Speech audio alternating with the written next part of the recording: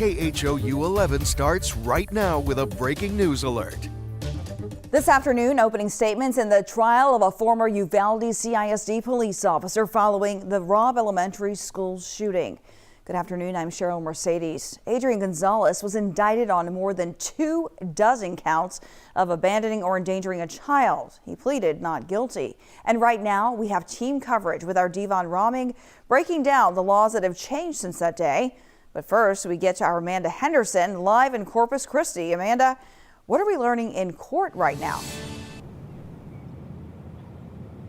Cheryl, we're learning a lot. We're starting at the very beginning. They're in witness testimony. The opening statements have already concluded. It's been very emotional already when they cut to the people in the courtroom, several of them being the families of the victims. People are wiping tears from their eyes. And when they cut over to Adrian Gonzalez, he's staring straight ahead, almost in the direction of the camera. No emotion, just not even looking up or down. He's just staring straight ahead. And Gonzalez is the first Texas law enforcement officer to face criminal charges. He faces 29 of them for abandoning or endangering a child. That's the first time that statute has been invoked here in Texas.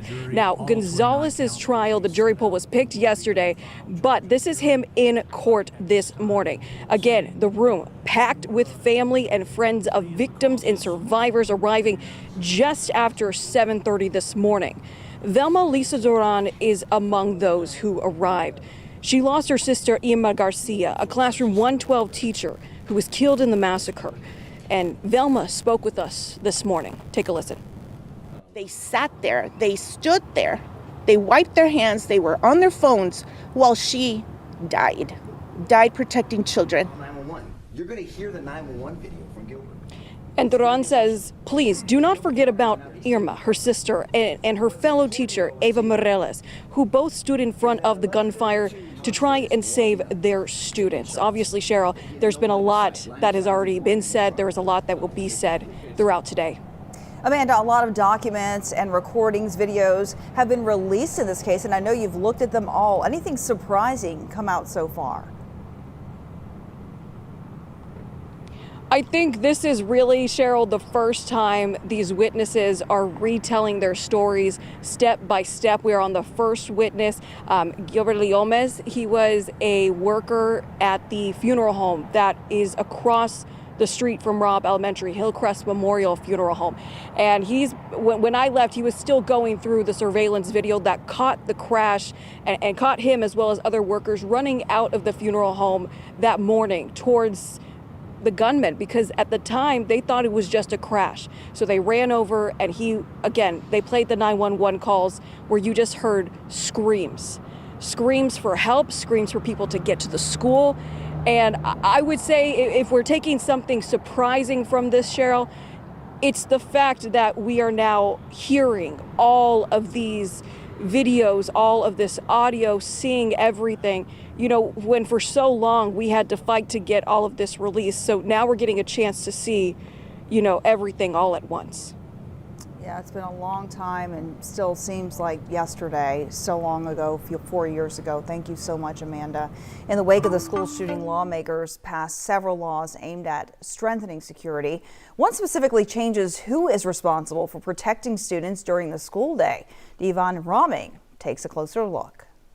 Well, there have been several laws passed at the state level in the last 4 years to ensure safety on school campuses across the state of Texas, one of them being Senate Bill 1852. This ensures an armed presence on every school campus in the wake of the tragedy. Senate Bill 1852 also mandates at least 16 hours of active shooter attack training every 2 years for school security personnel. That training must focus on rapid response, coordination with law enforcement, and stopping a threat as quickly as possible.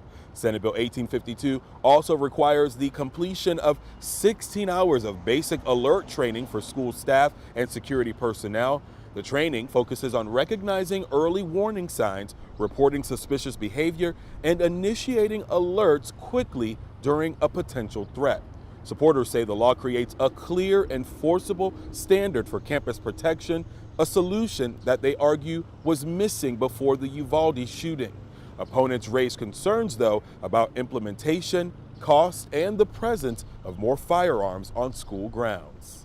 Devon Raming, KHOU 11 News. Thank you, Devon. KHOU 11 is covering every aspect of this trial from gavel to gavel.